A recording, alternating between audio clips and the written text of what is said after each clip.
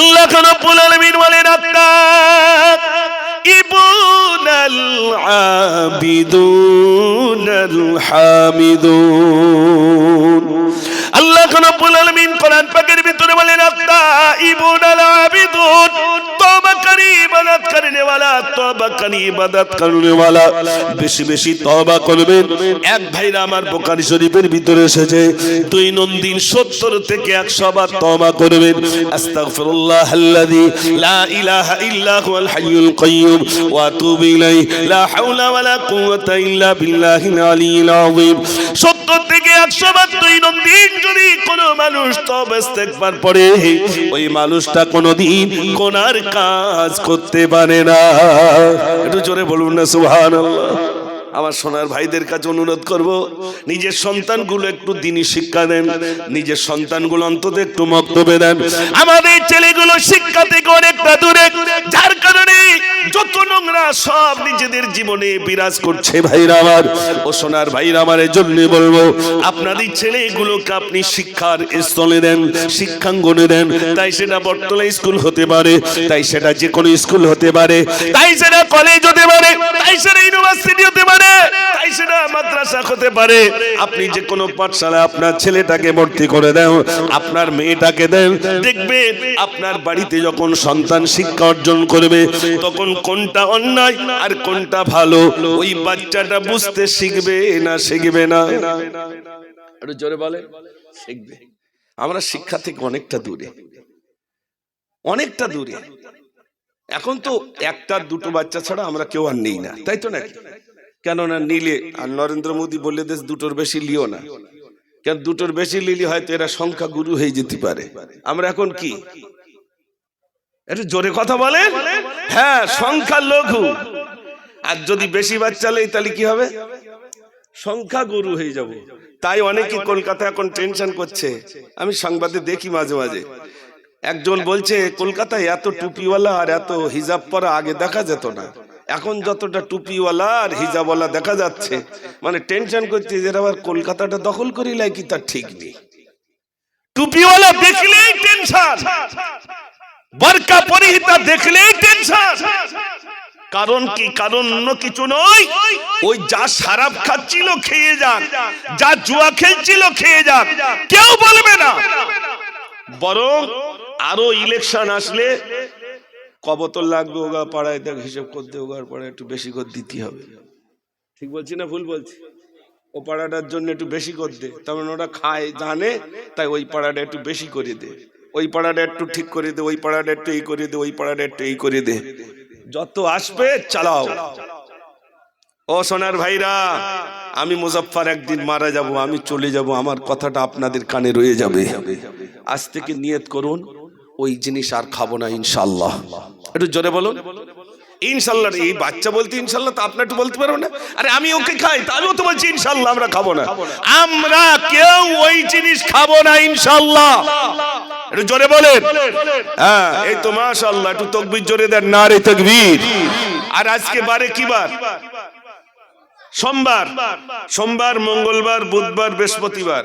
এই এখন যে সময়টা চলছে এটা কিন্তু সবে মিয়ারাজ। এটা মনে আছে কারোর? অনেকের মনে নেই, অনেকের মনে আছে। অনেকে রোজা রেখেছেন, অনেকে রোজা রাখেননি।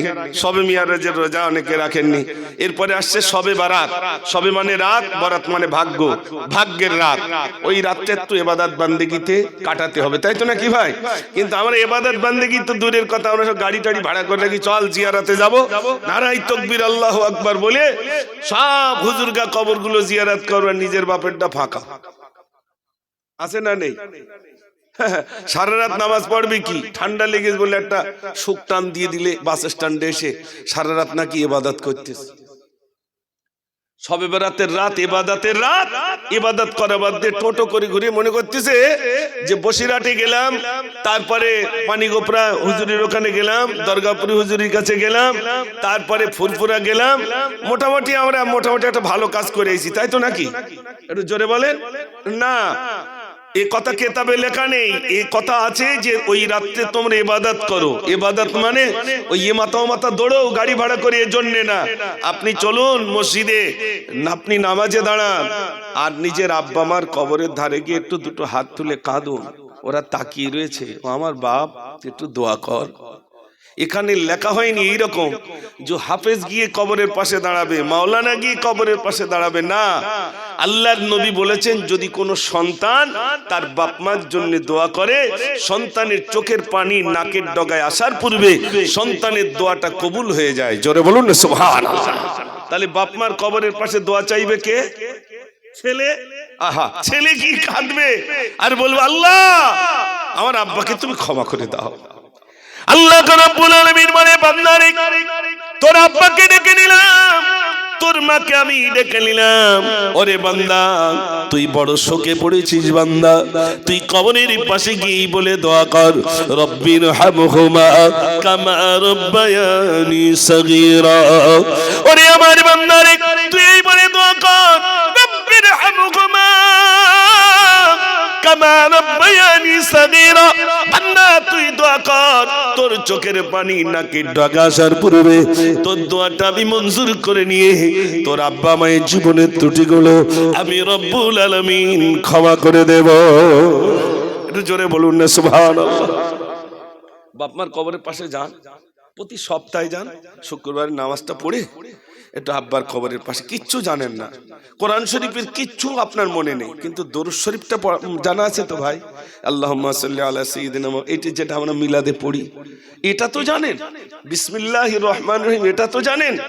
এইটুকু বলে আল্লাহ আমি কিচ্ছু জানি না, আল্লাহ আমি অজ্ঞ, আমি মূর্খ, আমি কিচ্ছু জানি না, কিন্তু এতটুকু জানি যে আমি দোয়া চাইলে তুমি দোয়া কবুল করবে। আমার বাপ মার জন্য হাত তুলেছে, আল্লাহ তুমি তাদের ক্ষমা করে দাও।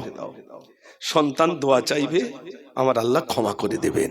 একটু জোরে বলুন না সুবহানাল্লাহ। এখানে আমরা যারা আছি প্রত্যেকেই গুনাহগার কম বেশি। আমি মুজাফফর, ধোয়া তুলসীর পাতা নয়, আমি অনেক গুনাহগার। আমি তো মনে করি আপনাদের থেকে সবার থেকে বেশি গুনাহগার আমি, কিন্তু আল্লাহ ওই গুনাহগারের জন্য একটা পন্থা দিয়েছেন, বান্দা তুই দোয়া কর, আমি ফিরাই না। আল্লাহ বলছেন আমি যত রাত হয় আমি প্রথম আসমানে আসি, রাতের তৃতীয় অংশে আমি প্রথম আসমানে এসে বলি, ও আমার বান্দা কি অন্যায় করেছো ক্ষমা চাও, আমি ক্ষমা করে দেব।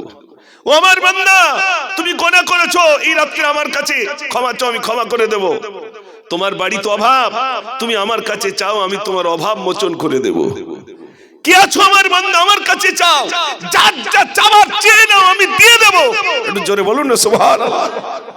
যে সময় আল্লাহ বলছে বান্দা তুমি চাও আমি ক্ষমা করে দেব, সেই সময় বান্দা মোবাইল ঠেলে যাচ্ছে, মোবাইল ঠেলে যাচ্ছে। ইস, এর থেকে আর আফসোস কি আছে ভাই? নিদ্রা নেই, সারা রাত জেগে, এরম লোক আছে না নাই ভাই?